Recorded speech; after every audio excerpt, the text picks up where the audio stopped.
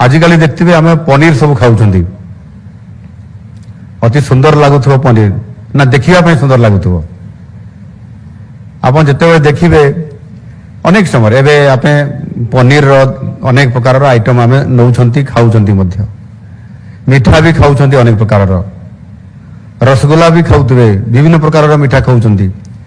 किए जानी ना सहीटा केते ओरिजिनालिटी अच्छी ठीक अच्छी कि नहीं पहाड़ मीठा भाया लगुच कि नहीं ना पहाड़ मीठा भी ठीक अच्छी कि नहीं ये समस्त कथा को आम देखा कथा मु अनेक समय देखे जब एबे भी मीठा हमको दौरान मु काली राति दिल्ली रे गोटे होटेल मीठा खाऊली मु देखिली चामचटा नेली चामचटा पूरा प्रेसर करदेली जे प्रकृत में ये मीठार क्वालिटी अच्छी कि नहीं से केते छेना अंश अच्छी